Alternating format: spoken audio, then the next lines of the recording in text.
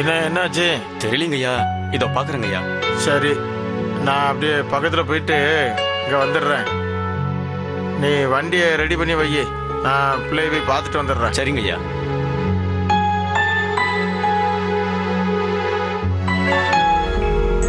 இந்த கிராமிய பாடகி தமிழ்ச்செல்வி வீடு எங்க இருக்கு?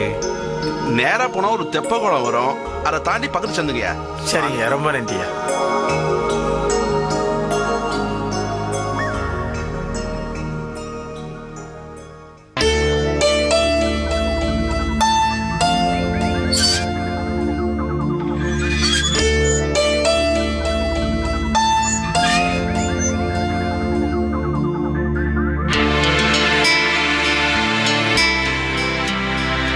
அம்மா தமிழ்ச்செல்வி,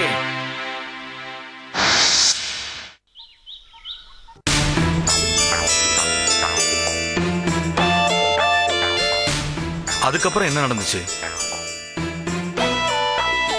சொல்லுங்க மாமா. அப்புறம் என்ன நடந்துச்சு? இந்த பூமியில நெல்லும் முளைக்குது, முள்ளும் முளைக்குது. அது மாதிரி தான் என் மனசும்.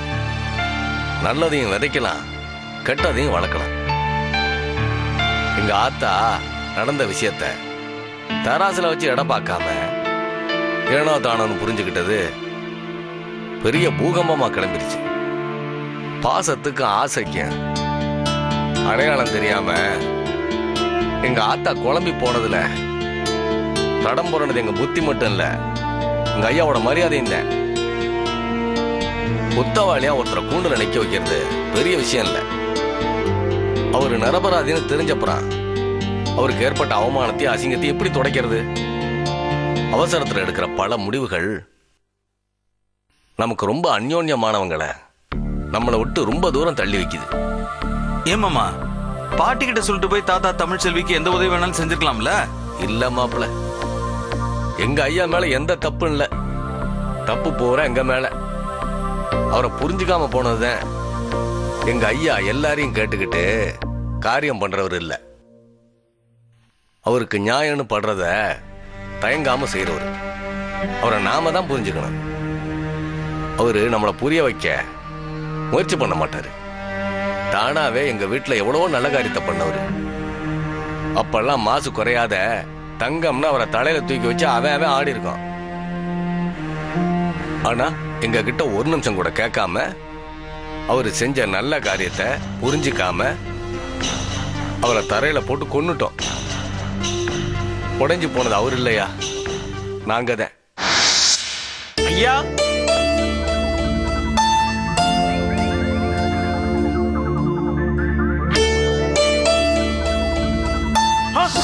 தமிழ்ச்செல்வி, என்ன காரியம் பண்ணாமா?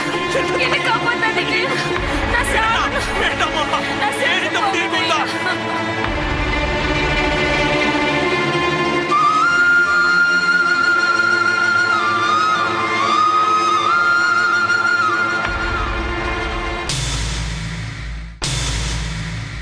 என்னம்மா, ஊர் உலகத்தை பற்றி நல்லா தெரிஞ்ச நீயே இப்படி ஒரு முடிவை? இந்த பாருமா, உலகத்துல மனுஷனை பிறக்க வைக்கிறதுக்கு தான் உரிமை இருக்க ஒழிய அவங்கள அழிக்கிறதுக்கு யாருக்குமே உரிமை கிடையாது. இதையெல்லாம் நான் உனக்கு சொல்லி தெரிய வைக்க வேண்டிய வயசு இல்லாமா உனக்கு? உன் பாட்டு மூலமா ஊர்ல எவ்வளவு பேரை சிரிக்க வச்சிருக்க, எவ்வளவு பேரை வாழ வச்சிருக்க, எத்தனையோ பேரை திருந்த வச்சிருக்கம்மா. அப்படிப்பட்ட நீ எப்படிமா இப்படி கோழையா இருக்க? ஏமா, யாரோட வாழ்க்கையில தான் பிரச்சனை இல்ல, அதையெல்லாம் எதிர்த்து சமாளிக்கிறதாமா புத்திசாலித்தனம்.